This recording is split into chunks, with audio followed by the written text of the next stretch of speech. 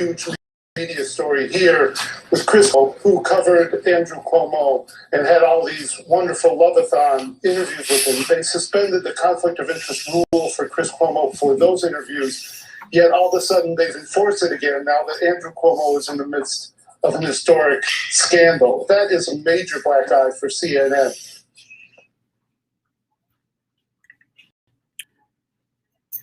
Good evening and welcome to the After Dark show with Rob and Small Town Andrew. I don't know if you guys have been watching the news, but a lot of stuff has been transpiring. But I think that the clip that I just played sums it up. With the left being in bed with the Democrats.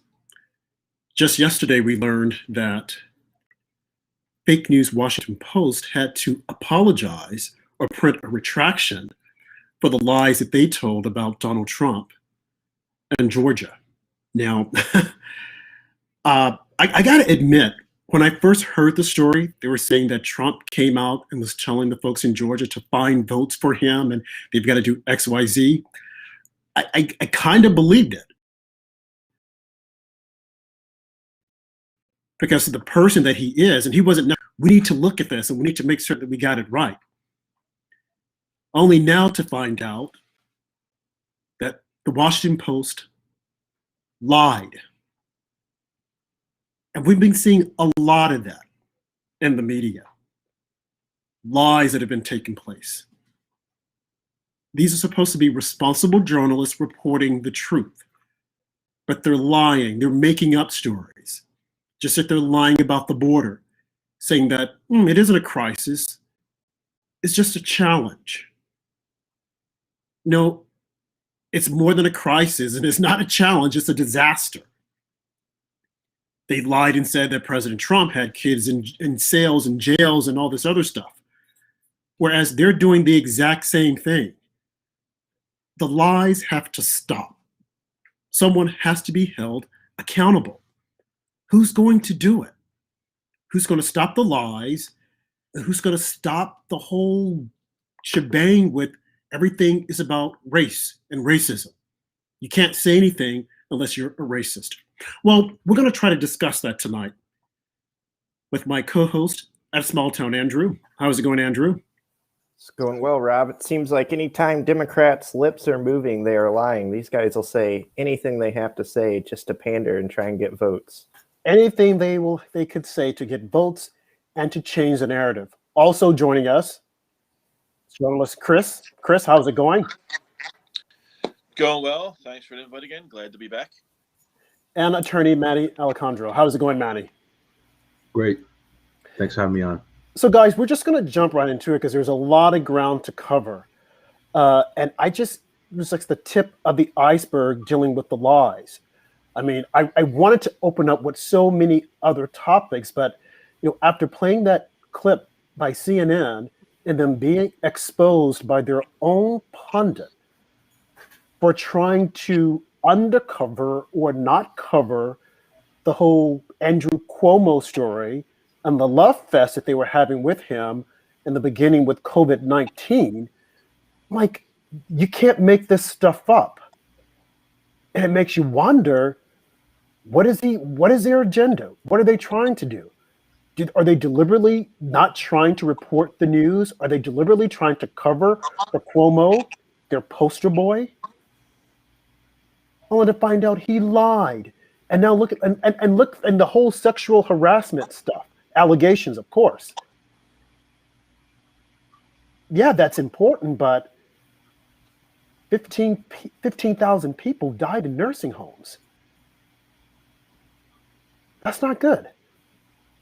He wrote a book. He got an advance of, I think, $800,000 because he managed the crisis. He was such a great expert in managing the crisis. And now we're seeing that there's a little bit more to the story than what's being told. It does not look good. And it's not just him. It seems as if, though, it's all of the Democrat governors in the blue states. But naturally, the left wants to deflate and not talk about it. What do you guys say?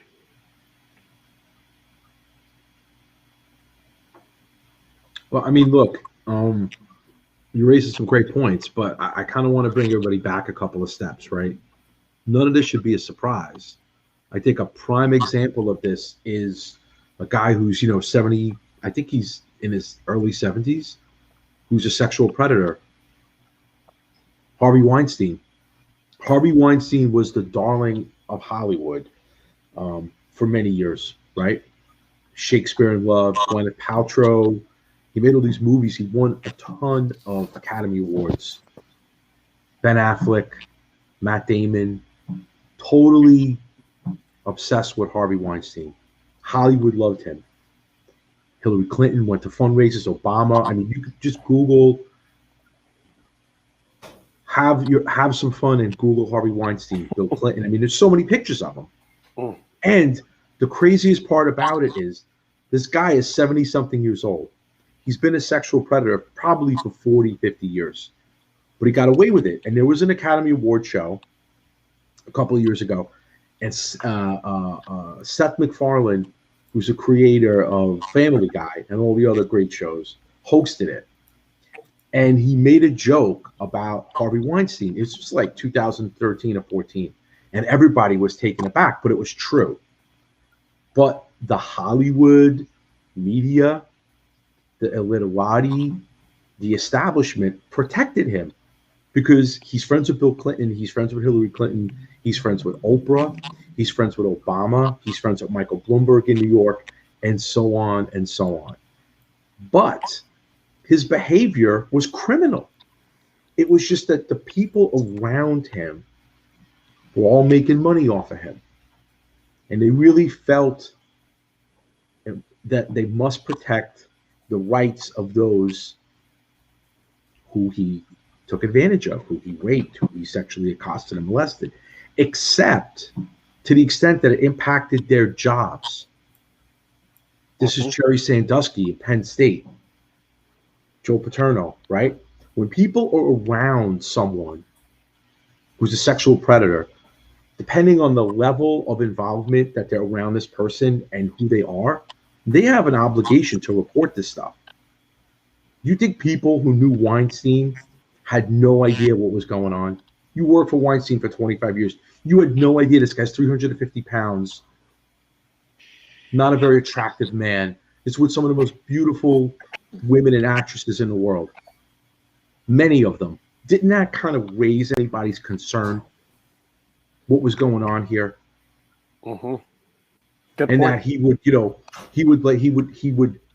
go to dinner at the Tribeca Grill, which is Robert De Niro's place. His studios, Miramax, were in Robert De Niro's building. There's video cameras all over the place. Supposedly, according to what was reported, he would meet someone for dinner who wanted to get in one of his movies.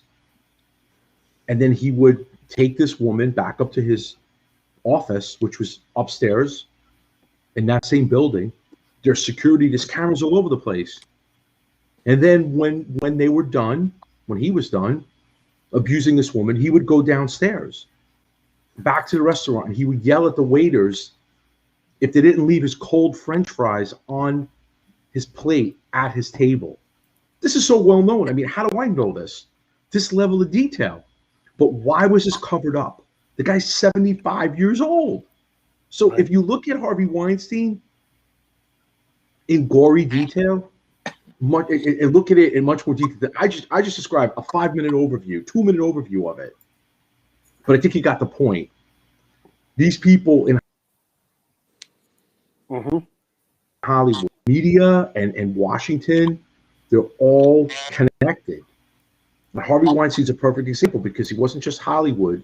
He was media, movies, Hollywood, newspapers, Hillary Clinton, Bill Clinton, Barack Obama, Michelle Obama, Oprah. There's numerous pictures of Oprah with him, Meryl Streep, all these people who were champions who were part of the Me Too movement as well. So the hypocrisy is unbelievable. So to me, you look at Harvey Weinstein, and the thing with Andrew Cuomo falls right into line. Someone who has a pattern of practice of abusive behavior with women, who's a bully, who's not 30 years old, who's 63 years old, but circled the wagons. People around him want to be around him to make them famous, to make them rich. People who work with Weinstein became rich. You wanted to be around an Academy Award winning movie. You wanted to win Academy Award. You were willing to turn away and pretend you didn't see the abuse that was happening. That's horrific. Right. All these people are implicated in everything he did, but yet none of them face any criminal liability, nor do they face the cancel culture, as they should, because they're part of this process, because they covered up for this dude. And Right. people covered up for Andrew Cuomo. More will come out. People who work on his staff, I'm sure they saw stuff. I'm sure they heard stuff, but they didn't want to go against him for their own benefit. This is the tragedy that we're facing. So it seems as though, but they were afraid of Andrew Cuomo. No one wanted to talk. I think that's They were overblown. afraid. That's an excuse. Really? Really? They're not afraid of him because they would be protect. I mean, people are going after him now. Are they remain afraid? I think they put their personal interest before the interest of others, because you want to be around Andrew Cuomo, the most popular governor in America. The guy wins an Emmy. The guy writes books. Maybe he'll run for president. It's like Elliot Spitzer. Didn't we have another, crazy, whack governor in New York who got busted with this whole, prostitution ring? What about the people around him? They didn't know what he was up to. Of course they did. They heard him on the phone. They saw the people he was with, but they didn't say anything because they thought maybe he could be president. Mhm. So, again, these people are putting their personal interest before the interest of others who are victims. And that's what happened with Andrew Cuomo. And it's tragic how, something like this happens. Replace Andrew Cuomo with Donald Trump. He would have been out so quickly with the first accuser. You got to think, Andrew Cuomo has 7 accusers. 7. Right. And it started with people saying that he said stuff inappropriate that was inappropriate to them, made them feel uncomfortable, till now women who said he physically touched them inappropriately, which is criminal.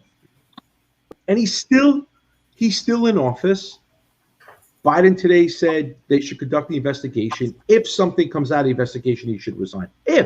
So, hands off Andrew Cuomo. Do you think that Biden, right? Do you think that he's afraid just to come right out and just say that Cuomo should step down out of fear that Cuomo could say, well, hey, buddy, wait a minute. You're not so clean yourself. So he's dancing around the whole Cuomo issue and won't just say, okay, Cuomo, you should step down. Because that's what I'm hearing. They're saying that it needs to come from the top, that Biden needs to tell him to step down. But of course, Cuomo is arrogant. If he were to say that, he could turn the tables on him and say, wait a minute, I didn't say that about you. I hear you, and I think it's a valid point, but here's what I think. I think that Cuomo knows that he acted inappropriately, Mm-hmm. and he's given the pass in terms of the double standard because he's a liberal. But he didn't do anything, my best guess, he doesn't think that he did anything criminal. So what would come out of this investigation will be some type of admonishment, slap on the wrist to him, but nothing that would rise to the level of a criminal act or something that would make him resign. So no like sexting, no inappropriate pictures. I'm sure, he's had crisis managers and lawyers that went over this already. That's why he's so confident that there's something on him, but according to him, it doesn't rise to the level that he would need to resign. Now that is an interesting question. Again, if you apply the Donald Trump test and this happened to Donald Trump would have been out with the first woman accusing him. So Right. he keeps living, and we're in the middle of March. 7 women. How much worse can it get? Right. You're true. How much? And I'm sure that there are other women that are there. But it's interesting, like you said, they were putting their personal before everything, because when you hear these women's stories, you would think that, wait, you have a case. And apparently some of them did go in and they spoke with HR, and then they were moved around. Well, let's move you from the issue. Let's put you somewhere else. Why didn't they come out and speak? I've often thought myself, being a man, if someone were to sexually harass me or assault me, what would I say? If I were a woman, what would I say? I mean, I would like to think that I would, sing like a canary. But if I want to be next to power, maybe I'm going to keep quiet until I say, well, now is the time. So what? And I'm not trying to put them, on trial, but at what point did they just come to that breaking point to say, hey, I need to say something about this? Because like you said, people had to have known. I've always said about Harvey Weinstein, they all knew. Hollywood knew how this guy was because they would say, don't sit next to him. And even with Cuomo, some of the staffers would say, don't be alone with him.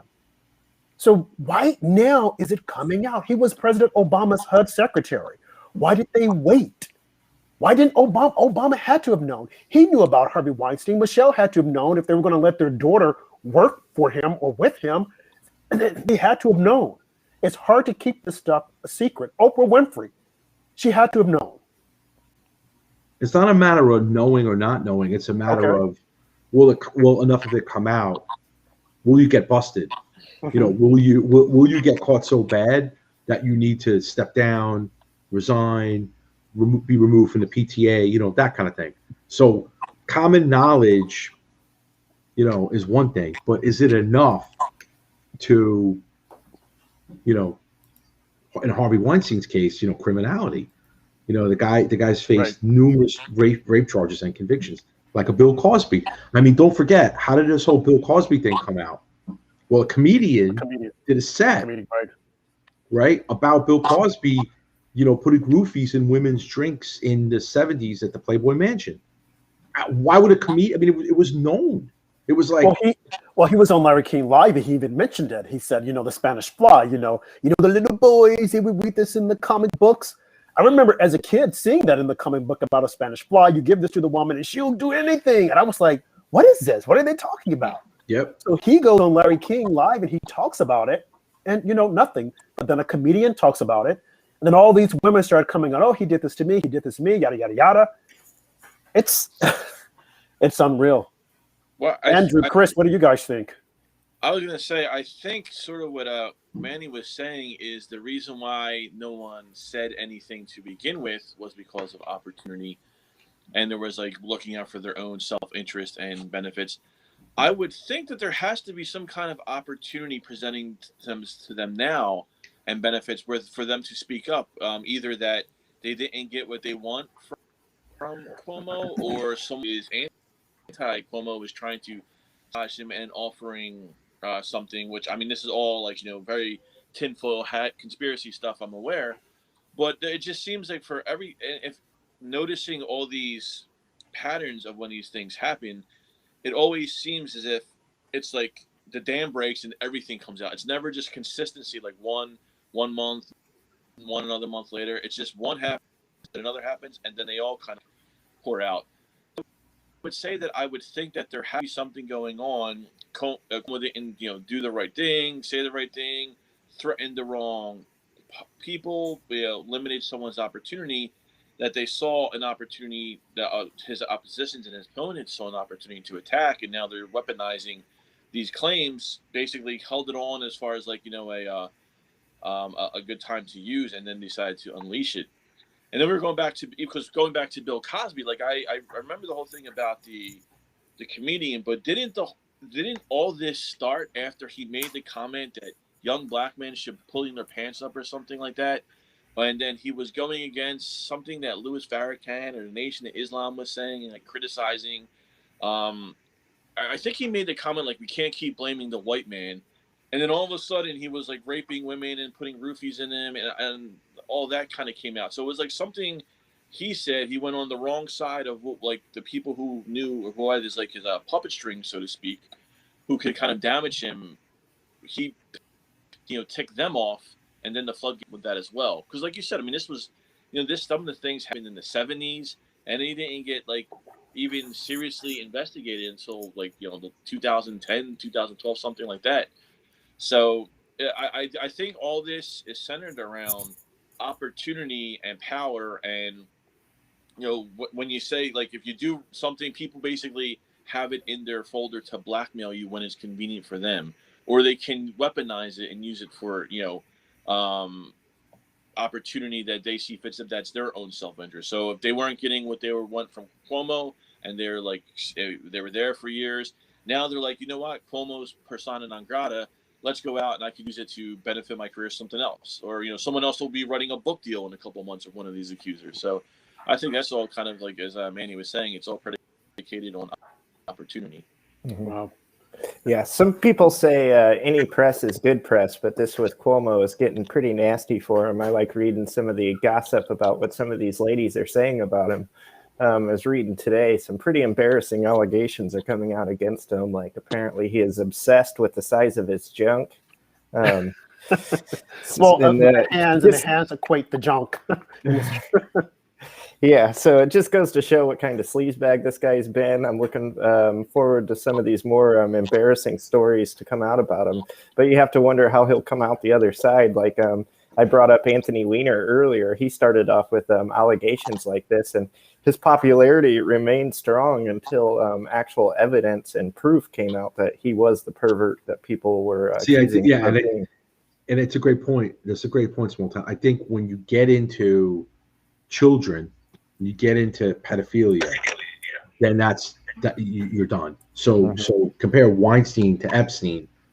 Epstein had this obsession with young women, and there's no way that anybody could justify that and even try to. I mean, look, it's all wrong, but there's degrees, right, of it. And when you look at Weiner, the stuff that he was doing. It just kept getting worse and worse for him. It was worse and worse. And then, he was around this kid and he was like sexting pictures. I mean, it was horrific stuff. And one day I actually saw him after this whole thing happened, actually in the street in New York City with his kid. And I took a picture of him, and his kid was in the picture, and I felt so bad. So I posted a picture, but I cropped the kid out. I'm like, I feel so bad for his son. Like, yeah, not his fault. That's I was feeling bad for the kid, but it's hard enough. Went way over the line. Yeah, it's hard enough to grow up with the last name Weiner. That's true. But there's something about these men in power that they get on these ego trips and they feel as if though, and I think we discussed this before, that they want to introduce everyone possible to their the member between their legs. Do you want to meet? Do you want to meet Dick? Do you want to this? Do you want that? It's like no one keep the snake in his cage, but this power with men, it goes to their head. Bill Clinton, right? Bill Clinton is the king of that, right? Oh yeah, Bill Clinton.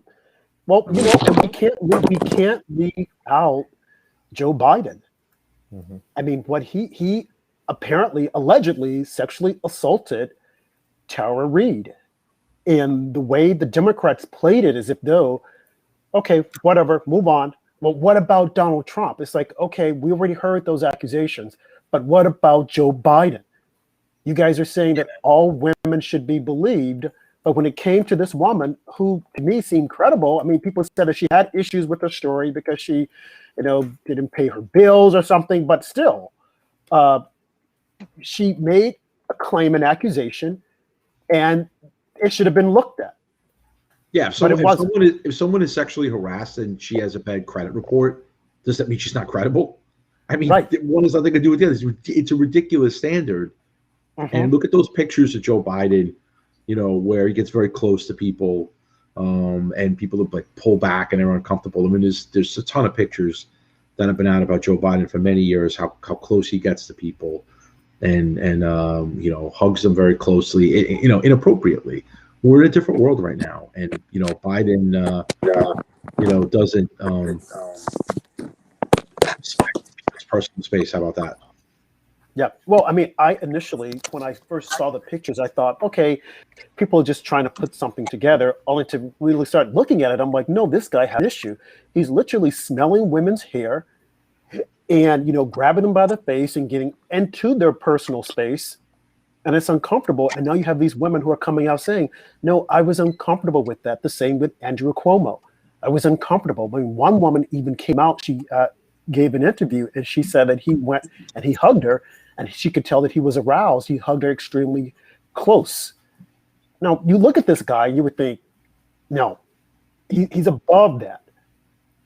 But all the time, all the while he was on his brother's show, and they were laughing and joking, and he knew that, or maybe he wasn't even thinking about it. Maybe he thought that, hey, no one is going to say anything about this. I can get away with it because I'm Andrew Cuomo. I'm Mario Cuomo's son, his eldest son, whatever the heck. And the position that he's putting his daughters in. No, it's embarrassing. Yeah. And he claimed that he's talked to them and he told them that it didn't happen. Yeah, and he's also saying, well, look, it's a cultural thing. I hug and kiss men all the time. That's No, completely. I don't see him hugging and kissing men. I don't see that. Number one. Number two, you have to be aware of the environment that you're in. So Joe Biden's 80 years old. I'm sure, when he was 30, it was a different world than it is today. And there's inappropriate behavior regardless of the period of time. But the point is right now, especially right now, you have to be very careful in everything you say and not make people feel uncomfortable. And if they feel uncomfortable, you need to curb the behavior immediately. You can't just say, oh, I'm old or I didn't mean anything by it. Ignorance is not an excuse. Okay. Right. If you don't know, then you shouldn't be, a political figure. You should be the governor of a state of 20 million people. If you don't know how to, conduct yourself in public, that if you go to hug someone or kiss someone, that's really not appropriate for the governor of the state to do, unless it's like a member of the family. But like, how do you go to do that, to kiss someone or hug someone? It's a weird kind of thing to do, and to use an excuse like, well, I'm Italian and that's what we do. And I mean, give me a break, okay? That's a cheap excuse. And it's not real. And again, it's not correct for someone of his position to do that. I mean, and the crazy thing is, because the people around him were so power hungry, or are power hungry still, they're not telling him anything. Like, hey, Governor, you might not want to do that. Like, that's not the right thing to do. That's inappropriate to do. You should know that. And you're making someone feel uncomfortable. You see the look on that person's face. You see the look on that girl's face at that wedding, and she was shirking back. I mean, but nobody says anything, because that, to me, is the biggest disaster and the most disgraceful thing about this whole situation. I tweeted years ago about Jerry Sandusky from Penn State, and it was one of my. I was newish to kind of Twitter, and I got like hundreds of thousands of impressions. I forget, somebody retweeted me who was pretty famous. I forgot who it was, but it was an athlete, and I thought, look, this is exactly the model of the world that we're in and the future. And this is what we're in right now, where Joe Pott, Penn State, people love Joe, and Joe, Jerry was a superstar coach, and is going into the showers and stuff, and I mean, walking around the locker room with these young boys, and his excuse was he ran these charities for young boys. I mean, why didn't they turn this guy in? 40 years ago. It's just it's tragic, but that's, again, it's representative of this culture of my interests are more important than anybody else's. So if I bring this to the attention of the authorities, which is the right thing to do, and the people at Penn State, they were legally obligated because it's a state school, and they have a statutory reporting obligation, which they did not do. By the way, that's why a ton of people resigned all the way up the food chain at Penn State for the scandal. They put their own interests ahead of protecting the interests of young children. That's the most tragic part about it, because they want to win. And if I win, I become successful. We win a national championship. I want to be around a guy who wins the Heisman. I want to write a book. I want to make money. I want to get famous. So, he does what he does. I didn't see it. I didn't see anything. Right. Hear no evil, see no evil. That's what it is. But then these people would never hesitate to criticize Trump or someone who worked for Trump. Right. Imagine if someone like this worked in the Trump administration. Imagine. Well, if it were Governor DeSantis, right? Imagine if it were Governor DeSantis that this information was coming out on. There would be calls for him to step aside, resign, and whatnot. But now that it's Cuomo, It's okay, and like again, the focus should be on, equally it's all bad, but what about the nursing home deaths? It's like he feels it though, and I think you said this the last time, Manny, that hey, I can't write that out as much, but this whole sexual harassment, I can probably write that out. I can just say, hey, let them be heard, whatnot. But it's so incriminating. If they're actually interviewing these women and they're saying this, and he's looking the other way, assuming that, it doesn't matter, it's their word against mine. I mean, right, the people should decide. But you have half of New Yorkers saying, oh, he should stay in office. Yeah. Who are these people? Who are these? Because the people in New York, especially New York City, but don't forget 20 million people, but New York City controls the state financially and with voting, right? So many people in New York, it's like half the state's downstate. They're worried that if Cuomo is out, then we'd have to deal with de Blasio. Oh God. Who is just they're both horrific leaders, but clearly de Blasio is much worse than Andrew Cuomo. In terms of being a leader, not that I'm defending Cuomo, but de Blasio is in another stratosphere of hell. So people are like, oh my God, we'll be stuck with de Blasio, for the rest of the year until his term ends. If Andrew Cuomo's out, Andrew Cuomo at least keeps de Blasio in check, and that's why they're at war with each other, and that's why de Blasio wants Cuomo to resign. Not that he really cares about anything that's going on or protecting the rights of protecting these women, although he's saying he has a self-interest, he wants to be the most powerful politician in the state of New York. But it's sad. It's just a sad state of affairs because these people who died, the 15,000 people who died in nursing home, they're dead. Right? Where are their who's carrying forward their voices? I mean, I know some people in their family have sued. There's some litigation, but that's even quiet too. So how do we get information out about that? Right? You think anybody from the nursing homes is going to talk about it? I mean, it's really tragic. Yeah. Yep. Yeah, I think actually, Chris, Andrew? It's a bit troubling why the nursing home scandal hasn't received anywhere near the attention that the harassment claims had. I mean, they're both bad, obviously, but I mean, like you said, once you're dead, you're dead. And this was a huge. Sorry, my dog's saying hi. No worries. This was a huge thing that, all intents and purposes, kind of was the reason why Trump lost a lot, and especially lost a lot of the senior vote, was because of his handling of the pandemic and how it threatened older populations. So if this is such a big thing, why isn't it being brought up now? I mean, we all know the answer to that, obviously, because the bias, liberal bias in the media. But it's definitely kind of the whole hypocritical. I can't understand why they're. I can understand if they were trying to bury the. They were trying to bury the nursing home story to get kind of like maintain Cuomo power, but the fact that they're burying that and kind of passing along, preferring the sexual harassment claims, I don't know if that's just something that's the woke generation that we live in now, or there's more of a way to kind of get Cuomo out of power, because it just doesn't make sense, because it just seems the more egregious sin is what he did during the pandemic. Right. Maybe Cuomo should have Cardi B at his next press conference, and then it'll all be good. Well, speaking of Cardi B, what did you guys think of her performance at the Grammys? She and Megan Thee Stallion. People are offended by Dr. Seuss, but Cardi B and Megan Thee Stallion, they can do no wrong. People were like, "Oh wow, this is great!"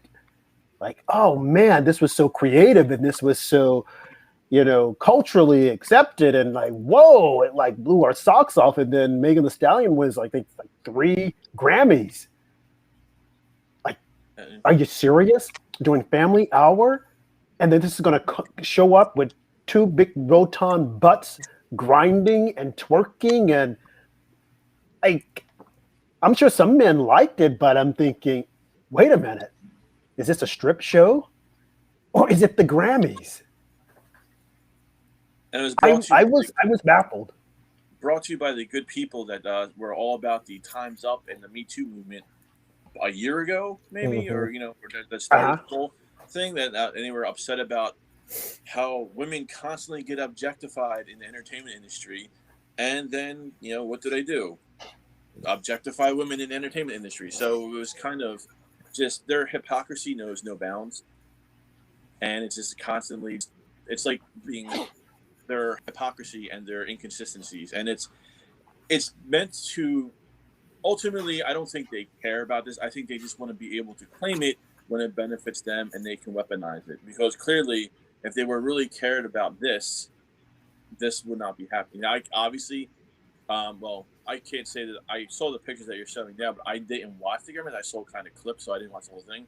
But just the clips in general were enough to say, like, well, wait up. There was literally people walking, musicians were walking with pins on their lapels for Time's Up and against the Me Too movement, and everyone came speaking out against it. And then they're going to like objectify, women by doing stuff like this, or degrading women. Probably even degrading is a better term. So I agree. Degrading women, especially Black women, and they're constantly saying who's going to protect, who's going to defend Black women. When you're putting this kind of garbage out there, what are you saying about Black women? Women, first of all, women as a whole, but women of color. Like you said, not too long ago, we're talking about we'll stop objectifying women. And when male rappers were putting this stuff out there and speaking, really derogatory of women, oh, this is wrong, and why are we doing this, and yada, yada, yada. But now, Megan Thee Stallion and Cardi B, they're taking control of their sexuality, and they're showing you how it's done. How are you taking control of your sexuality, grinding on a pole with your big rotund butt out there, humping and like, are you serious? Is this what we want to show our daughters? And how do you explain to a kid what WAP means? What does that mean? CBS used to be called the Tiffany Network, right? It was like the most prestigious network, and don't forget the set was a bed. Yeah, the set that they were dancing on, or rolling around on, or twerking, whatever, or grinding, was a bed. And it's just the most crass, disgusting stuff. And I'm not a prude, okay, but I mean, there's appropriate and inappropriate. It's not like it's inappropriate stuff, kind of like what we were saying. It kind of analogizes to what we're talking about with the sexual predators. It's not okay because a sexual predator is a liberal. It's still criminal behavior. It's not okay that Cardi B and Megan Thee Stallion are doing it because they're part of Hollywood. It's just not appropriate for TV. If you want to listen to that stuff, listen to it. You want to watch the videos, watch it, but it's not commercial. It's not mainstream acceptable for our children to see that stuff, to glorify prostitution, to glorify marginalizing and degrading women. How do we explain it to our kids? I mean, at the end of the day, like, we're always worried about our kids, and worried about, I support legalization of marijuana, right? Federally. Then I was watching a guy on CNBC from some Canadian company. And, Andrew Cuomo now is talking about legalizing marijuana in New York to try to, I guess, deflect from everything. Oh, yeah, of course. New Jersey just legalized it. And the reporter at CNBC says, well, what do you think about the impacts on children? And the guy's like, what do you mean the impacts on children? It's like, well, do you think more children now are going to smoke weed or smoke kind of marijuana? And the guy's like, we have no intention of like giving our products to children. But my answer would have been, on the way to the studio, I got a contact high from so many people smoking joints in the street. Yeah. It's not like legalizing marijuana is going to give weed to kids who can't otherwise get it. If they want to smoke it, they'll get it. Okay. Right. So, we're prudish talking about stuff about marijuana. It's a federally controlled substance. You can't buy it with a credit card, right? Your bank won't let you pay with a debit card. It's a big problem in places like Nevada and Colorado. People get paid in cash. It's like, they get bricks of money on payday because they can't get paid any other way. Why am I bringing this up? Well, we're kind of prudish in ways in terms of like marijuana in certain states in certain respects, but yet in terms of this horrible sexually exploitative stuff, it seems to be okay. And it's just inconsistent for our kids. I mean, how is WAP okay? How could I, if I had a 3-year-old daughter, how could I explain that to her in terms of what the song was about, what WAP stood for, and why people are adoring Cardi B and Megan Thee Stallion for rolling around in the bed with no clothes on? I wouldn't even know what to say. I'd be embarrassed. So what do? We shut it off. But I could shut it off maybe. So my daughter, my daughter's now older, but if she was younger, I wouldn't let her watch it. But what about the millions of other people who watched it? That's the issue. What do we say to those kids? And why is it okay? Because it's Cardi B. It's not okay, regardless of who it is. And again, there's no excuse. Bad behavior, stuff that's inappropriate, stuff that's criminal potentially in terms of, we're talking about with the sexual predators. It's not okay. You can't come up with an excuse for it because the person who did it gives money to the Democratic National Committee. Right. Well, not only that, she appeared in an interview with Maxine Waters, and Maxine Waters was praising her, saying, "Oh, you're taking control of your life. You're taking control of your sexuality. And I know what WAP means, and and I'm down. I like this." Like, are you serious? This is what, like you said, this is what we're telling our kids. Go ahead, Chris. No, so that's just Maxine Walters, and that's the image I do not want in my head. Fortunately, she was probably twerking while it was on. Yeah, it's probably been about 50 years since that was the case. But no, it's like it seems that we've had a complete erasing of morality in our country. Like if you go back 20, 30, 40, I mean, this stuff couldn't get on TV, would definitely not be popular.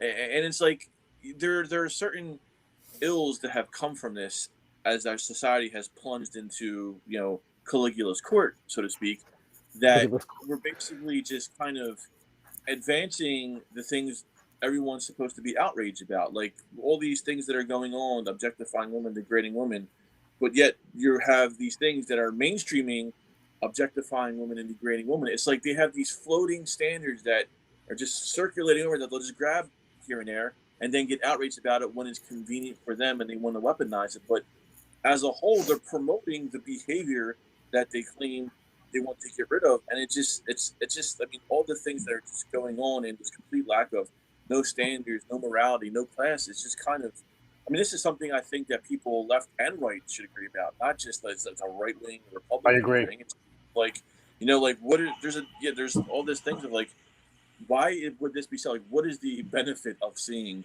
WAP and that type of program? How does it liberate or how does it entertain? I mean, there's just different things. It's just kind of, it's like disgusting and abhorrent that you're just looking at like, how did we get here? So look at Michael Avenatti. I mean, the guy's a criminal. The guy's in a federal prison right now, and the guy, was on every news show literally daily for months. And the guy was a creepy porno lawyer. He defended Stormy Daniels. I mean, that's his claim to fame, is defending Stormy Daniels. I mean, seriously? And then this guy, said he was going to run for president. Remember? People were like taking him seriously. And the guy represented Stormy Daniels against Donald Trump. I mean, and not only did he represent her, he stole from her. He had her outstripping on a pole on weekends while he was on CNN, chuckling with Chris Cuomo. Chris Cuomo. He also stole millions of dollars from a paraplegic. Right. But they were saying that he could be the next president. Well, not only that, just speaking of becoming the next president, Meghan Markle. She's in talks with, high-profile Democrats about being the president. I mean, you can't make, again, as I said earlier on, you cannot make this stuff up. And we laugh about it, but it could possibly happen. They could vote for her. I mean, if they're able to push through these election laws or changes, we could be looking at the next president as Meghan Markle. Mm-hmm. Yeah. I mean, it's scary, but it could happen. Yeah, I just want to comment on the Grammys, the woke Grammys with Trevor Noah. They were just a complete disgrace this year. I noticed, or about 6 months ago, we wrote an article on MAGA Media talking about how these award shows now have to have a quota in each category. You need a woman of color for like best director or anything, basically any category for an award. It's got to be the quota of minorities. And then this year I was watching the pre-show, and every single category, this is the first time 2 Black women have been nominated in this category. This is the first time 2 women have ever been up for best song or whatever it was. It's just these award shows have lost all credibility. Yep. Megan Thee Stallion, as you mentioned, won 4 awards for her ridiculous if that you call that music, whatever it is that she does. And yeah, it's just completely ridiculous, these woke Grammys. And then this Meghan Markle running for president joke, just like, what else are they going to try and fling on us this year? But like I said, it could happen. When I heard it initially, I'm like, oh, this is just a rumor. And then the Washington Post reported about it in the New York Post. I'm like, this is serious. And I could see Democrats putting her out there as a Black woman that, you know, who has been harmed, and we need to listen to her. She's a millionaire. She was talking to a billionaire about these crises that she's having in her life. And then you have, what's his name? Piers Morgan, who goes out and he gives his opinion. Okay, they had a relationship at one point. He hates her, fine. But simply because he's trashing her doesn't make him a racist. And enter Osborne, who tries to defend him on her show, The Talk. Well, the show is about talking, having conversations. Let's just say she got shut down because Cheryl Underwood wasn't prepared to give her an answer to the question when she said, okay, educate me. Tell me, what am I missing here? What happens? Oh, she's a racist now. So everyone on this talk, they're now saying that Sharon Osbourne is a racist. They're going back looking at previous shows and previous conversations to prove that she's a racist. And that poor Cheryl Underwood, she attacked her viciously. This has to stop. Okay, and we've talked about this before. And I'm very passionate about this, being a Black man with white liberals thinking that they're defending my honor. They're defending me as a Black man by calling everything a racist, racism or racist, when it is they who control the media, entertainment industry, and a lot of the stuff that we see out there. Big corporations are headed by white liberals. Why now are they deciding to say, okay, everything is about racism, when they had the power themselves to control the narratives? They had the power to say, hey, we need to stop this. I was having a conversation with an associate earlier today, and he said, well, when you look at this stuff, he said, it seems to me that there's like an agenda. He said, you look at the movies that are being produced, you look at who produced the movies, a lot of them are gays. And it seems as though they have like an underlying design to change the way we're seeing things. They're pushing out a lot of the narratives that we see that's out there. Well, I don't know who's doing it, but it needs to stop because it's ripping the country apart. And one would think that someone like Obama, the first Black president, would come out and say, hey guys, we need to stop this because this is a bunch of bull. But he's not. He's playing into it. And why is he playing into it? Because it's big money and it's power. He's yet to come out and tell Andrew Cuomo to step down. Why hasn't the media said, well, why hasn't Obama come out to tell Andrew Cuomo to step down? He was his housing secretary. Why hasn't Bill Clinton? Well, we know why Bill Clinton hasn't come out, because he's guilty of doing some of the same things. But this has got to stop. And I don't know who's out there, other than we ourselves, when we're having these shows, to reach out to the people, the masses, and say, stop it. This is not racist. This is not racism. You guys are just labeling everything. You can say that you don't like me and not be a racist. But in today's society, you can't say it. Because, oh, well, you don't like him because you're racist. You don't like the color of his skin. What did Martin Luther King say? Content of character. Well, unfortunately, a lot of these individuals that are talking about racism, the content of their character is anything to be desired. What do you guys say? I watched would say, like, go ahead, sorry. Chris. I would say you brought Martin Luther King. What do you think Martin Luther King would have said about the Grammy performance last night, No. or whatever it was? I mean, that was definitely not his dream, you know. So to say that, I think it's all kind of like this theme where it's just like our country is just having like a whole, going steadily or slowly, not even slowly, but just steadily downhill, to the fact that they're kind of just trying to do these things and feign outrage and racism and call things racist just for political power and political purpose, so they could get in, you know, the favored talking point. There's no reason for half of this stuff that's become. I mean, the term racism has become so saturated at this point. Does any legitimate, objective human being in America take the word racism seriously anymore? Like how could you? It's so watered down, and just if racism went from thinking that one race was superior to another to anything I disagree with you as a left winger is now racist.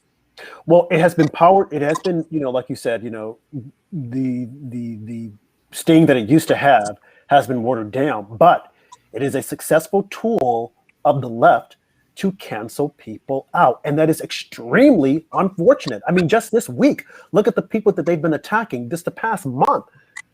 You know, things that we considered, you know, fine, Dr. Seuss, Aunt Jemima, Uncle Ben, and the cartoon characters. And now we're looking at Piers Morgan and Sharon Osbourne. I, for one, don't care for Sharon Osbourne, okay? But to say that she's a racist, I mean, I would think that and she did. She pushed back on with Cheryl Underwood and said, hey, I'm the least racist. Being a Jewish woman, I would think that she would definitely push back and say, hey, same with the Jews. I'm a Jewish woman, and I feel that I'm under attack as a Jewish woman being attacked by a black woman. And this is not fair. But she didn't. She acquiesced and she apologized. How much anti-Semitism there is right now in this country, and how much anti-Asian bias there is right now? Mm-hmm. It's unprecedented. We've never seen it, but yet it's occurring. It's quite sad. So with all this focus on racism, it's quite sad to see that Asian people get attacked in New York all the time. Mm-hmm. Brutally attacked. And there's a lot of anti-Semitism as well. Mm-hmm. Do you think the reason the media is not covering it is because it's not fitting their narrative? Because a lot of these Asian attacks have actually been black men attacking Asians. I don't know. I mean, what we need to do is we need to prosecute people as hate crimes. These are hate crimes. Hate crimes are hate crime. Right. I think, you know, what's interesting too is I watched The Bachelor last night, and they didn't get to Chris Harrison. I wanted to see. They were supposed to get to Chris Harrison, but I guess they ran out of time. But they had this girl on who was the final person to be chosen by The Bachelor, and he didn't get down on a knee and propose, but they agreed to be together.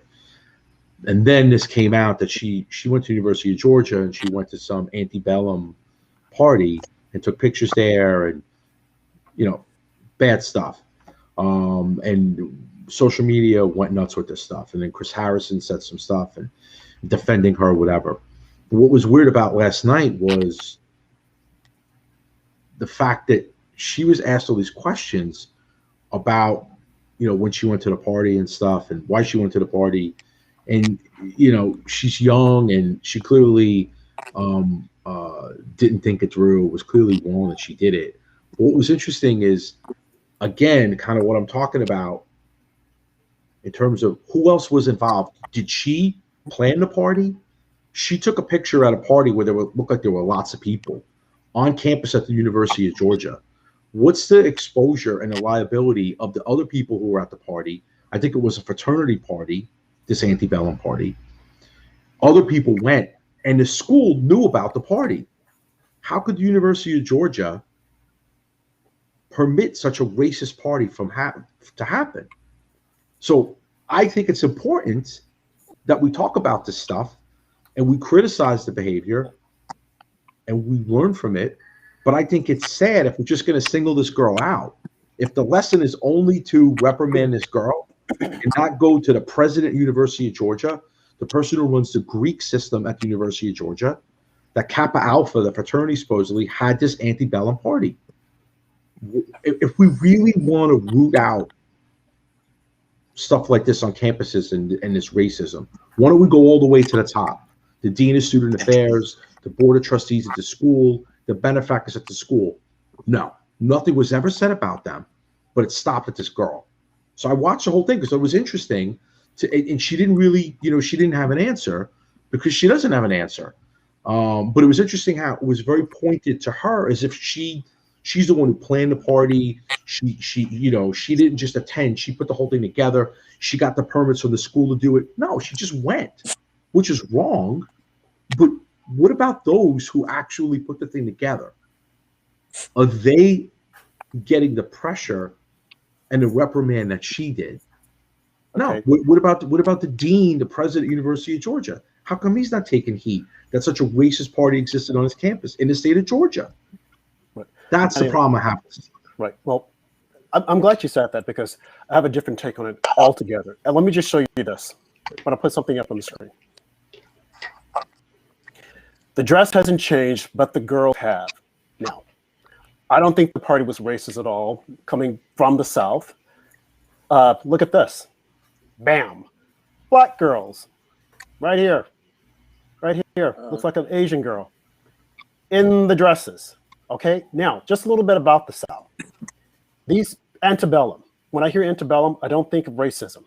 I think big mansions. Yes, it took place during slavery, but I don't necessarily think racist or racism.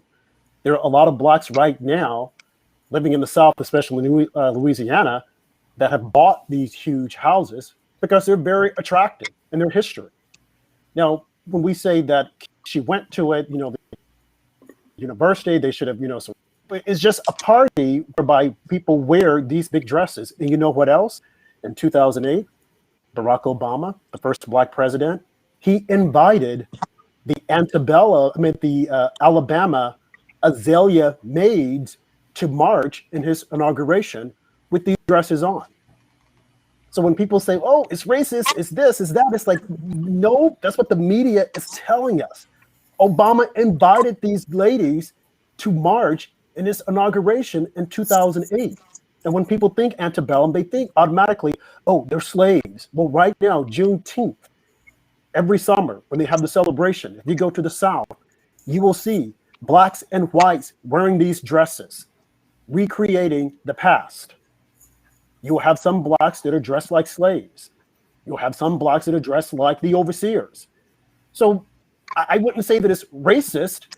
It's how the media is portraying it. They want people to think that it's racist. So that's probably one of the reasons why the university didn't think anything of it, and they haven't said anything about it. Now, if this were a situation where, let's say, these girls were in blackface, and we didn't see that, I haven't seen it, I looked all over the internet, then that's something different. But simply because they had a party, an antebellum party, and they wore these big dresses, and you see right now on the screen, you have blacks, you have either an Asian girl or Hispanic girl that's wearing these dresses, and our 44th president of the United States, Barack Obama, invited the Alabama Azalea maids to march in his inauguration. And this girl wanted to marry Matt, who's a black man. So, okay. So she's racist, but she wants to marry a black man, and her family, her family met him, and everybody was okay with it. It doesn't make any sense. I don't think she's racist. I don't think she's racist. I think we had this discussion before on the show, and I think that what happened is that he is apparently, and I don't know how true this is, he's a Republican, a conservative. And that once the media found this out and they saw that the love interest was this white woman and not a black woman, because before, I don't watch the show. There's Heather who has been on the show. She's a journalist. We've talked to her about it. She watches the show. And his mom is white. His mom is white and is right. But apparently once they found out, it seeped out that, because the show was pre-taped, that he was going to pick this white girl and not a black girl. That's when the races, the woke supremacy crowd, as the senator from South Carolina would say, their wheels started to turn. And they started looking up all this information about this girl to see if they could find something negative on her.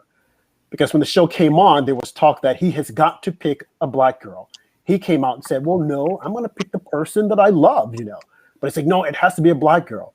Well, I guess once they found out that, there's a possibility that he's going to pick this white girl, that's when the story started to surface. But again, I present to you the pictures here and a story that Barack Obama had done the same thing. So is he the first black president? Is he a racist? Are we to say that he's a racist as well?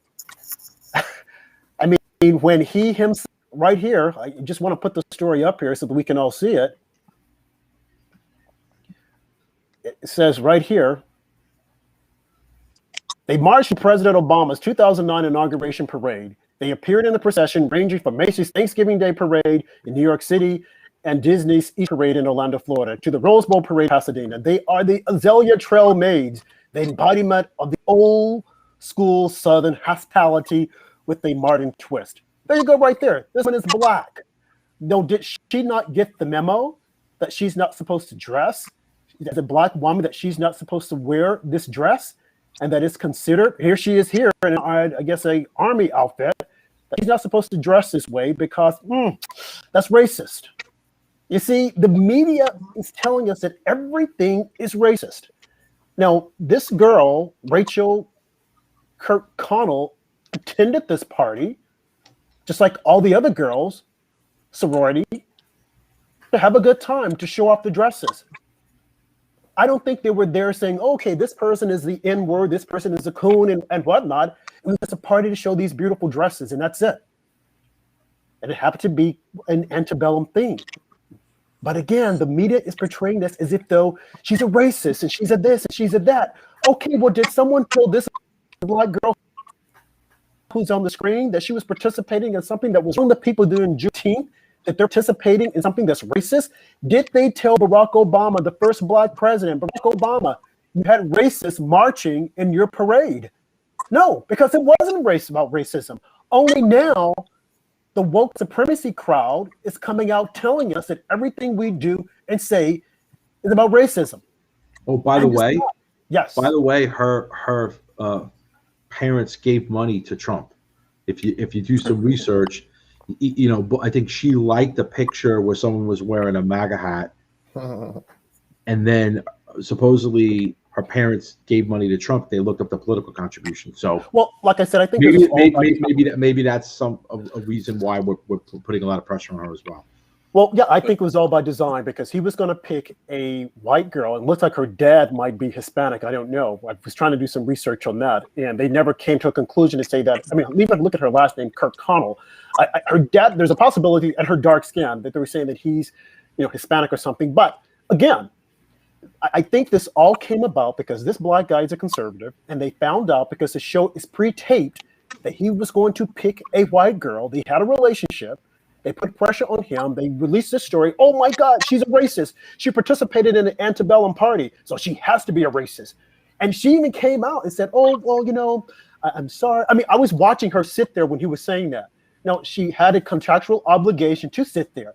But I think I would have stood up and I would have said, F you, buddy, and F everyone that's here. This is a bunch of bull crap. And that's what has to happen. We have got to start pushing back. Chris Harrison comes on TV. He talks about this to the other Rachel, who's now hosting Extra TV, and he's saying, hey, cut her some slack. Maybe what she did, she shouldn't have done it, but, that was 2 years ago. They lambasted him. They said, oh, he's a racist. He goes away. He comes back on Good Morning America, and he's talking to, can't think of the guy's name right now. Strahan. He's Strahan. He's talking to Michael Strahan. Michael Strahan is sitting there looking. Once the interview is over, Michael Strahan goes, oh, I don't think he was sincere. I don't think he was apologetic enough. It's like, well, for one, he shouldn't have apologized. He had an opinion. He got fired. Yeah, he's not hosting the next Bachelor. Exactly. Okay, now, get a load of this. So he gets fired for apologizing for no reason at all. He should never have apologized, just like Sharon Osbourne shouldn't have apologized. Now, he gets fired, and they're now saying that I think there's a black girl and another white girl who are going to host the show. But apparently they want this football player, Ashio, to host the show. Now, if the ratings tank, if the ratings go down, did the ratings go down because of racism? Because white people don't want to watch it because it's a black host? Do we blame racism for that? Well, bet your bottom dollar that's just what they're going to do. People have got to start pushing back.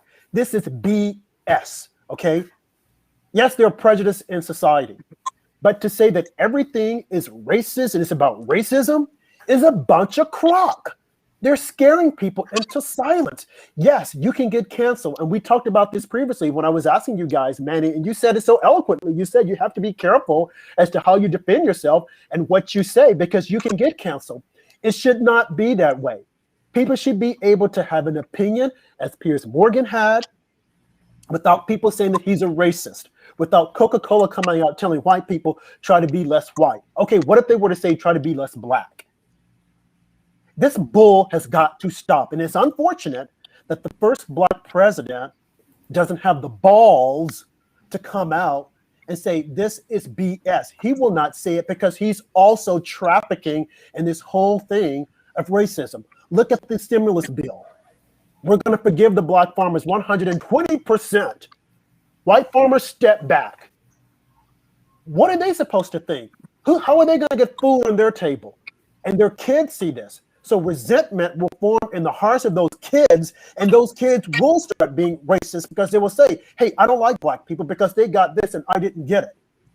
There is a stain of slavery on America, but we cannot justify it and we cannot correct it by calling every white person a racist. There are racists that are out there, do not get me wrong. The Ku Klux Klan, and I think a large part of the Democratic Party, there's a possibility that they're racist. But to try and tear down one to build up another, that is not the answer. And we need some statesman or stateswoman to come out and say it. Forget about Barack Obama. Forget about Michelle Obama. They're not going to do it. Forget about Maxine Ward in WAP. Okay, they won't do it. I don't know who can, who will do it. But it has to happen because it's ripping the country away at the seams, and other people are looking at us and they're laughing at us because they're getting ready to launch a war against us. I think we're already in war with China. We just don't know it because we're busy trying to decide if we should let pregnant women in the army or not, if we should let gay people in the army or not. Well, I can answer that right now, okay? The army is not a social experiment. It's to fight wars and to protect us. And if you're going to go into the army trying to decide if you should wear pink nail polish or red nail polish, hey, the army isn't for you, plain and simple. I'm just going to say it the way it is. It's not for you. We want soldiers in the army, not someone who's trying to decide if they want to have a sex change or if they should wear pink nail polish or red nail polish or blue lipstick or red lipstick, pink hair or red hair. Bull crap, you don't need to be in the army. And this whole thing with don't ask, don't tell is a bunch of BS. Okay, we need soldiers in the army that are ready to fight. Sorry about the rant, but I just had to get that off my chest. And you guys say. You were, Manny brought up earlier about one of the characters was dating a black guy or something like that, and you said, would that make him racist? Well, according to the critics of Bill Burr, absolutely it makes them racist. Because, Bill Burr. Oh, yeah. Because that was the thing that came out. Like there was when his wife kind of took to Twitter and basically just, put one of the critics in his place. But it was one of those Twitter blue checkmark army people. I'm sorry, the Twitter blue checkmark people that came out and criticized Bill Burr, saying that even though he has a black wife, that could still be racist because, and gave up some asinine explanation of the fourth derivative law of Bolshevism, how that could still be racist or something. It was just all nonsense. It's basically, if you don't adhere, like I said, you don't adhere to what I believe in, what I think is right, you're racist. And they will go through verbal judo, mental gymnastics, mental masturbation, whatever, to kind of prove what these people as racist. And that's so it doesn't even matter. I mean, what were they calling Candace Owens a white supremacist? It doesn't. The actual race of the people doesn't even matter anymore. This is how ridiculous we have evolved into. That the fundamental principles of racism don't even apply. It's just more. Don't apply. It's right. Ideological at this point, not the complexion of your skin color. Yeah, it's almost like, it's just a word now. Yeah, we just want controversy, right? Like, yep. I guess The Bachelor would have been boring if we had the first black to a white woman. I think that's fantastic. Yeah. That he was the first male black bachelor, or the first male, first black bachelor. There was a black bachelorette, and they had, they had Asian women that he dated, that he was interested in, black women, white women. I thought that was fantastic to see that on TV and the way the world is. But to end in that way, kind of just, they're looking for controversy. Absolutely. And the same thing with Oprah, looking. I mean, the whole timing of the whole Meghan Markle thing is right. I kind of think, to be honest with you, like this Bachelor thing was just like slow moving at a glacial pace, because the way that show, it's filmed, whatever, and then they edit it. I think that they tried to front run it, and they did. With 17 million people watch this Meghan Markle interview with Oprah, because what was the time? Where the hell did that come from? It just came out of nowhere. But again, allegations of racism and front page, and A-Rod and J-Lo, nobody cares about them as much as they're in the paper. I mean, that hurt me no more. Racism. Well, I was thinking about, imagine if they bought the Mets. I mean, imagine if they bought the Mets on the covers of the page. No one's talking about Syndergaard or DeGrom, but they're talking about J-Lo and A-Rod breaking up. I mean, I even think my heart was broken. I even think they tried to make that a racial thing, because I recall correctly, the reason why I think they actually didn't break up, or they got back to, who knows, but I read somewhere that it was somehow racist because A-Rod was cheating on J-Lo with this white 30-year-old who was like from a reality TV show. Really pretty. I forget. He likes blondes. Yeah. So, and that became like I don't even know what it was. I just read like the first sentence, and they tried to make it, and I just stopped looking. Well, maybe it's an ages thing, because J-Lo is 50, and this other woman's in her 30s or whatever. So that could be. Well, she's 50, but my God, have you seen? I mean, I'm thinking she must be really tough to deal with, because, as you said, she is a beautiful woman. But look at all these guys she's been through. Puff Daddy, Ben Affleck. This is their second go around with A-Rod, and apparently he's cheating on her with the lingerie models. So. This Jennifer Lopez, she might be a real monster if you know her on an intimate basis. I think she's just a lover. She's a lover. She likes her men. Hey, I mean, I'm not knocking that. Okay, she's a very attractive woman, and but he likes the blondes, and it seems he doesn't like to be tied down, and he gets around just like she gets around, so they both get around. But apparently, they're going to try to make it work because of the intricacies. Excuse me. With their families. Now, but speaking along the same lines of racism and whatnot, what do you guys think about Columbia University and the graduation they're having, the segregation graduation that they're having? I thought we were trying to move away from segregation, but now they're going to have a segregation graduation at Columbia University, an Ivy League school. They're going to have one for the blacks, one for those who are disenchanted. They're going to have one for the gays. And I thought gays wanted to bring everyone together. What the heck is happening in society? It's a great question. Again, you can't make this stuff up. Columbia University, they're now pushing for segregated graduations, and they're going to have one. I think the end of April. Quiet as is kept, and people are thinking, "Oh, wow, this is great." What I think what it is that you have these young kids, Generation Z or X or G or whatever they call themselves, that know nothing about history. They don't know the wars that were fought. They don't know what people actually went through to try to bring this country together. They're now looking at it, and they just want to tear it apart and say, hey, let me do whatever I want to do, and you do whatever you want to do. And if we don't like it that way, we're going to say that it's racist. We're going to say that it's wrong, and we're going to shame you. We're going to counsel you. We want you out. We want this. We want everyone who doesn't agree with our crazy way of thinking. We want to get them out. It's sad. Yeah, no, it's tragic. I think you're right. I mean, I think the younger generations don't have, the Great Depression. They don't have the draft. They don't have Vietnam, right? When you look at the generations going back every 10 years, there was always something, a war, something going on in the world that was really bad. There was some kind of suffering. So we all kind of had to suffer through it. and then feel that we contributed to the betterment of society by helping out, volunteering, military service, Peace Corps, whatever you did. Like people now, I guess they're in their 70s, but in the 60s and Right. the 70s is big movement to do that. People, from famous families, successful families, volunteered, all that. And then, as the world became more stable and we don't have these wars, what's the biggest issue if you were 18 right now and you went to college? You don't have a PS4. Like, what are you struggling with? Yeah. Like, you get an allowance, your tuition is paid, you have gluten-free food. Like, what's your biggest beef? You have none. Life is so cushy right now for these kids. Think about it. I mean, maybe you got to pick the right place to go to spring break. You got to go to Florida because it's open.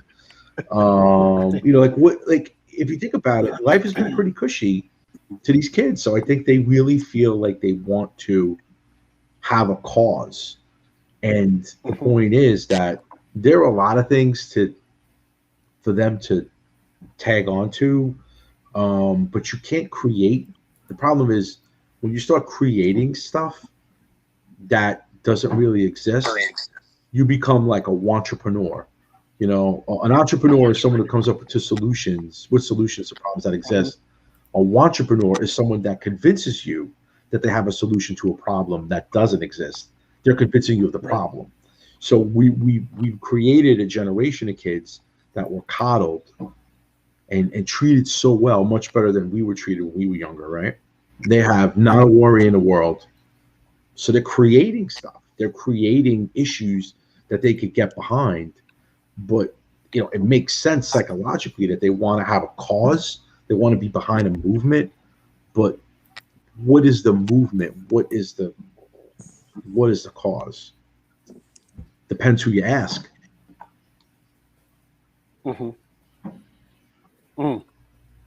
That's good. I agree with you wholeheartedly as far as what do these kids have in this generation. Everything has been given to them for the most part. And they can't appreciate it. They don't understand history. And that is a reason why we've got to make certain that our schools are teaching history and teaching it the correct way.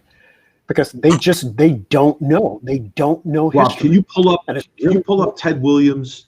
I want to say 2 seconds about a couple of words about Ted Williams. Maybe people Absolutely pull up Ted Williams. An interesting thing: Ted Williams is probably one of the best baseball players in the history of Major League Baseball. Okay, he left the major leagues, I think, twice. I need to get confirmation to be a naval aviator. Do we realize this? I think in World War II. What was that? I think he left in World War II and Korea. I think it's Ted Williams, I believe. Right. So he left at the peak of his career twice. You're right there. See, his career was interrupted by military service. You look at his stats. Why am I pointing this out? But imagine LeBron James. LeBron James would do anything to crack a nail. This guy leaves the Red Sox at the height of his career twice to serve active duty. He wasn't just going overseas to shake people's hands and take pictures. He actively served. Think about that. Think about him and what he did for his country. The height of his career. And he came back and he still kicked ass when he came back. But he left. He put his career aside twice to serve his country. Muhammad Ali gave up his belts because he disagreed with the Vietnam War. He gave up his heavyweight championship belts. He was never the same. He had early onset of Parkinson's from taking so many punches because he had to fight because he was broke. He didn't fight because he wanted to. He fought to take care of his family because he would not get licensed by the boxing commissions. Do you believe that? He gives up his belts at the height of his career, the peak of his career, Ali. And no state would have granted him. It took forever for him to come back, for states to grant him a license to fight. What's that? Didn't he have to go to Africa initially for the Yes. Rumble in the Jungle? Yes, and this man about in the States. stood for what he believed because the states wouldn't give him the license, state license authorities. But yet we have these athletes today who we idolize, who just criticize our government, criticize our president, and just spew hate on our society, and they're lionized like they're great leaders, and just look at, and it's not anything to do with race. Muhammad Ali, Cassius Clay was a black Muslim, Nation of Islam, and Ted Williams. I'm just pointing out the obvious. It's nothing to do with race. It's two men in around the same era, one older than the other, Ted Williams, but put decisions they made, either protecting the country or something they felt passionately about, ahead of their personal interest, their financial interest, and made sacrifices. Muhammad Ali, the most famous athlete in history, beloved by so many people, a hero of mine for so many reasons outside of boxing. Think about that. Compare him to LeBron James. LeBron James would never do it. I don't think he would do it. Compare Ted Williams to LeBron James. There's no comparison. No. There's no comparison. That's reflective of what's wrong with the society. LeBron James, compared to those athletes, is demonstrative of what's wrong with the society today. No, that's a very interesting point. Great analogy, because I don't think you would dare see LeBron James, who sits up with his all of his sneakers and criticizes everyone, has a political opinion, he and Colin Kaepernick, but do you think they would put that aside to do something? Absolutely not. Get up there and whine and complain, but no. The Greatest Generation that what's his name had written a book about. We have that here? We have a bunch of complainers. When we look back at this, when we look back at history, and we see what we are allowing to happen, if we have a history, if we don't allow China, excuse me, to take over, we will rue this day, because the generation that's coming up behind us, they don't have a clue. And as I said earlier on in my missive, I do believe that we're already at war with China, possibly a cyber war. Possibly COVID. COVID was the first shot they took. Come on now. Hey, thank you for saying that. I agree with you 100%. While we're trying to, obfuscate and say, oh, no, we can't blame China. I mean, what's happening to the Asian Americans should not happen. Let's just get that right. We're not saying that China, the Chinese people. We're saying China, the government. We don't want people to get CCP, the CCP, absolutely. So yeah, that's the first shot. And now they're laughing at us, as I said so passionately a while ago, as to what we're trying to do to the military. They're laughing at us while they're trying to build the world's greatest Navy. They have all these different military bases, and we're still trying to figure out if Joe Biden's senile or not. Well, we know that he is. We're still trying to figure out, there was an insurrection on January 6th, and you got these people who are trying to kill Nancy Pelosi and her folks, and like, are you serious? And the media, including Fox on the right, they're just playing into this. We need the truth to come out. We need people who are going to stand up and push back and tell it like it is.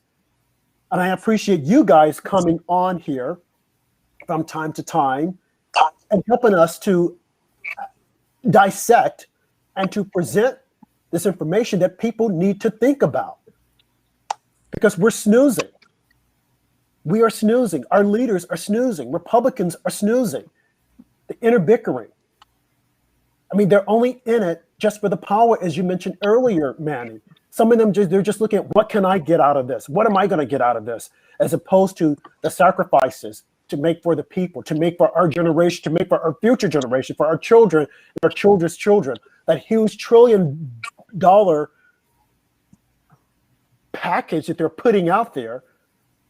And people, oh well. I mean, Republicans should be angry. They should be pushing back. They should be fighting. I know that they're not in control, but look at Marjorie Taylor Greene. A lot of people don't like her. I get it. But she's a fighter. And we need people who are going to fight. We need people who are going to stand out there. As opposed to the Go ahead. Right. The same way people were defending Weinstein and people were defending Sandusky and people are defending Cuomo. LeBron James, who's not the GOAT, it's Michael Jordan. I beg to differ. It's Jordan. I agree. We all know that. He will never go against China because they won't be able to make his cheap sneakers. Wow. And his cheap jerseys. Yep. That's why he won't come on. What he's been asked. I mean, the guy has an opinion about everything. When he's asked about China, he doesn't really say anything. He demurs. Why? Because he doesn't want the production of his sneakers messed up and his jerseys and his stuff. Well, you look at what China did 2 summers ago when they were talking about, they came out saying, leave Hong Kong alone, free Hong Kong. And they said, okay, fine, we're not going to show any more of your NBA games here. And they immediately got quiet. Mm-hmm. Immediately. And if people can't... It's a big market there. It's a big market in China. A huge market. And if people can't see what's happening with China and America, and that we are dancing a war dance, you are blind. You're totally blind. Look at when this virus hit us, when Trump was pushing back and saying, hey, these are the things we're going to do. China knew exactly what was happening. And to this day, the media is yet to hold them accountable. You can hold them accountable and people not think that it's the Chinese people. Come on, the CCP. Come on, folks. But this is what China want. They want this division. They enjoyed this whole Russia collusion narrative that was so fake it was funny. They enjoyed it. They enjoy right now seeing us go backwards and forward with each other and talk about racism when they are the biggest racists. And if black people think that the boogeyman white man is doing them wrong, oh, just wait until China gets a hold to you. Just wait. It won't be a walk in the park. So we need to go to China. Go to China and call the government of China anything. Oh yeah, and you'll be missing the next day. You're missing, absolutely. You'll be gone. You'll be gone missing. Okay? Absolutely, you will disappear like a David Copperfield trick. The next day, just where'd he go? I don't know. We don't know. Where's family? We don't know. Gone. Okay. And it's, no, go ahead, man. No, so wrap up. And just to think, there's people in China who, express their concern with China, the dissenters, they're gone, out. Yeah. Yep. So we never forget the liberties that we have in this country. Everything we're talking about, and we had a great discussion tonight. You guys are great. I really enjoyed doing this. Is because of our Constitution and the liberties that we're afforded. Mm-hmm. We're in another place like China. We won't be able to have this conversation. Worse than Twitter and Facebook shutting us down. Somebody be knocking on your door, yanking you out of your place. Yeah. In a detention camp. Because I know people. I work with people who do stuff in China and stuff like that. It is bad. It is worse than you can ever imagine, and nobody will talk about it. And that's what you're saying. No one will talk about it, Manny. People are afraid. Like I said, we're afraid here now to have the dialogue. People want to talk about race and racism, but they're afraid to have the dialogue.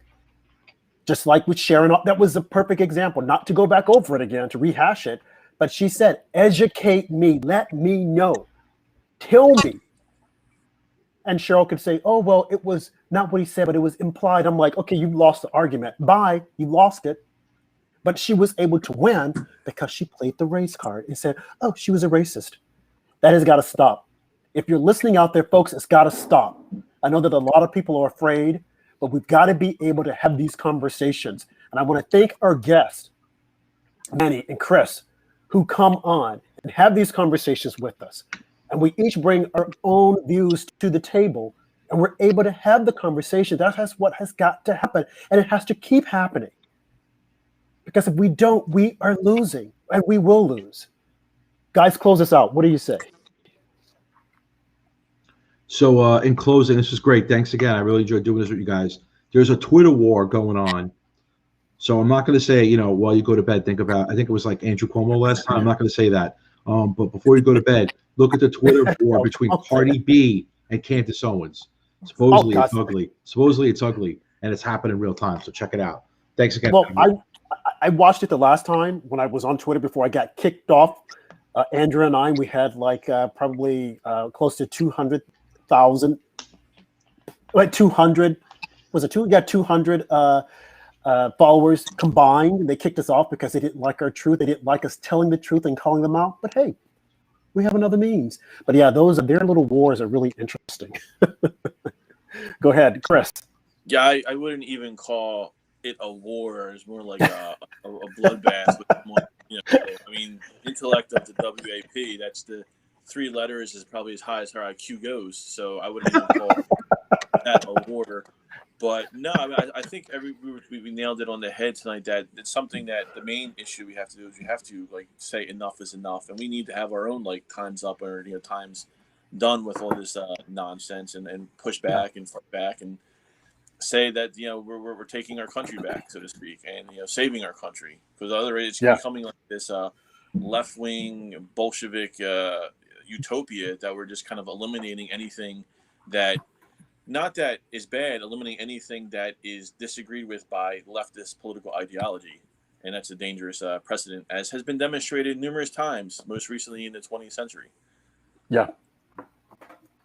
Andrew? Absolutely. Well said, guys. We will be back on Thursday with Eric Matheny, attorney, and a full panel of people to discuss whatever the current events are at the time. Then we will be back Sunday with Michael Johns to discuss some foreign policy.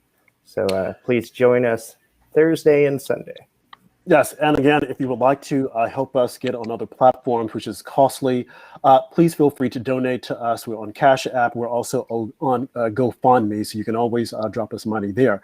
And Manny, you would also like to plug your next ventures and where you are, what you're doing? Yeah, thanks. Appreciate that. So I'm on a platform called OpsLens, OpsLens. Show's called Real and Unfiltered.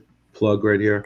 We're on Facebook as well. We're on YouTube and Twitter, and OpsLens. We have our own app, OpsLens. Please download it. Thank you. Chris, are you working on anything new these days? I'm just working on some articles, pitching some stuff that hasn't been published yet, but hopefully have some things in the works that'll be, if all goes according to plan and gets picked up, pretty breaking stuff. I hate to say like Sean Hannity and say bombshell, because he says everything's a bombshell.